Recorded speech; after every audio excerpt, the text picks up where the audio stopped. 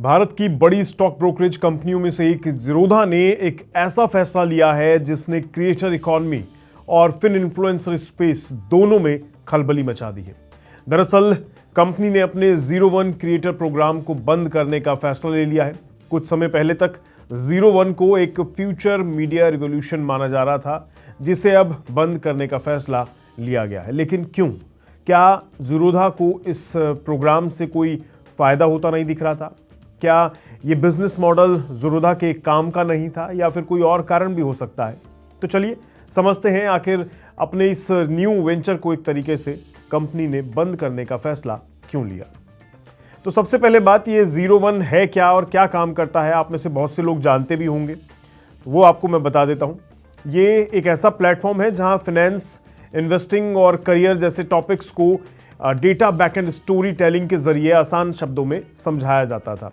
मतलब अगर मैं आपको इसको आसान भाषा में कहूँ तो इसके ज़रिए शेयर बाज़ार हो गया, म्यूचुअल फंड हो गया, ट्रेडिंग, सेविंग या निवेश हो गया, इन जैसे टॉपिक्स को वीडियो के ज़रिए समझाने की कोशिश की जाती थी। लेकिन अब वही इनिशिएटिव चुपचाप बंद कर दिया गया है। 01 सिर्फ एक कंटेंट प्लेटफॉर्म नहीं था, ये एक पूरा क्रिएटर इकोसिस्टम था जहां ज़ीरोधा ने बड़े बड़े क्रिएटर्स के साथ मिलकर पार्टनरशिप की थी और उन्हें सिर्फ प्लेटफॉर्म ही नहीं बल्कि research support, studio setup, editing और प्रोडक्शन तक की पूरी मदद दी जाती थी।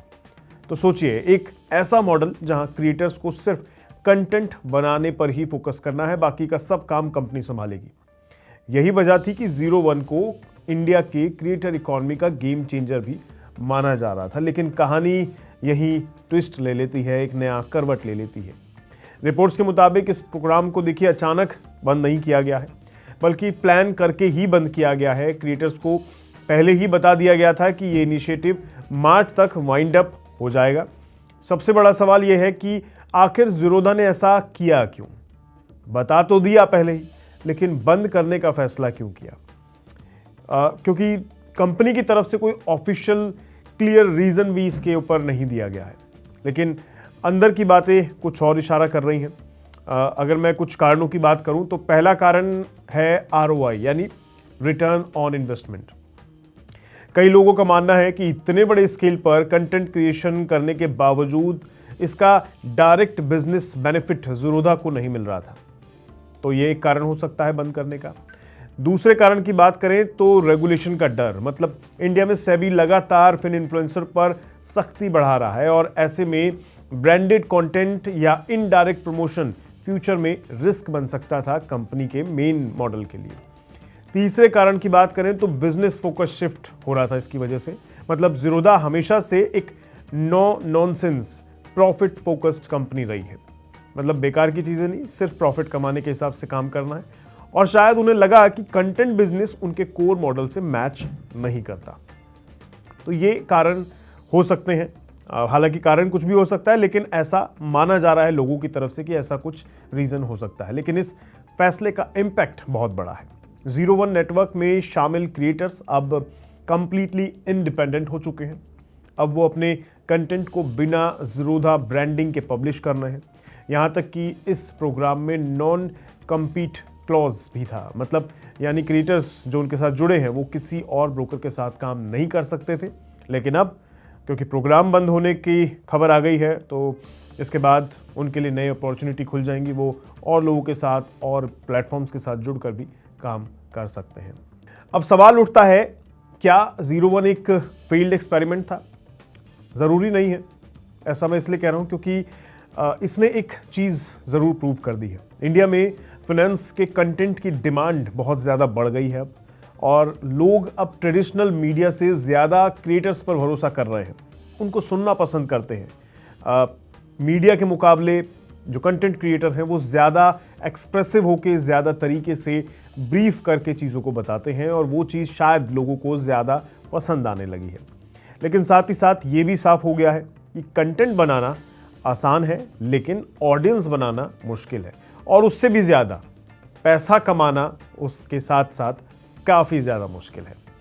यानी क्रिएटर इकॉनमी का ग्लैमरस साइड जितना दिखाई देता है ना, रियलिटी उससे कहीं ज़्यादा कॉम्प्लेक्स है। और ज़ीरोधा का ये कदम शायद एक सिग्नल है कि आने वाले टाइम में इन फिन इन्फ्लुएंसर्स जो हैं उन पर रेगुलेशंस और ज़्यादा बढ़ सकते हैं और ऐसा होगा तो बड़े ब्रांड्स डायरेक्ट क्रिएटर पार्टनरशिप में कॉशियस रहेंगे, सावधानी बरतेंगे और कंटेंट बिजनेस में सर्वाइवल सिर्फ उन्हीं का होगा जिनके पास स्ट्रॉन्ग बिजनेस मॉडल होगा और आगे की रणनीति उनकी क्लियर होगी। अब सवाल यह है कि क्या ये सिर्फ ज़ीरोधा का डिसीजन है या ये पूरे क्रिएटर इकॉनमी के स्लोडाउन की शुरुआत है। मतलब ज़ीरोधा का अपना एक डिसीजन हो सकता है, लेकिन क्या उनको ऐसा दिखा कि इसमें तो कोई ग्रोथ है ही नहीं फ्यूचर के लिए, तो क्या ये बाकियों पर भी लागू होता है? क्या ये क्रिएटर इकॉनमी का स्लोडाउन मानना चाहिए या फ्यूचर में ब्रांड्स क्रिएटर से दूर जाएंगे या फिर ये इंडस्ट्री और मैच्योर होगी? क्योंकि आज 01 बंद हुआ है, कल शायद कोई और प्लेटफॉर्म या कोई और इस तरीके की स्टोरी बन सकती है जो ऐसी कोई कहानी बयां करे कि अब ये प्लेटफॉर्म नहीं चलेगा या ये कंटेंट क्रिएटर नहीं चलेगा, फिन इन्फ्लुएंसर से जुड़ा, बिजनेस जगत से जुड़ा। पर सबसे बड़ा लेसन इनसे यही सीखने को मिलता है कि हर ट्रेंडिंग आइडिया सस्टेनेबल बिजनेस नहीं होता और हर viral content long term success guarantee नहीं देता है। अगर आप क्रिएटर हैं या फाइनेंस कंटेंट कंज्यूम करते हैं तो ये स्टोरी आपके लिए बहुत बड़ा सिग्नल है, क्योंकि डिजिटल दुनिया में गेम अब बदल रहा है और जो इस बदलाव को समझेगा वही फ्यूचर में टिक पाएगा। बाकी आपका इस मुद्दे पर क्या कहना है?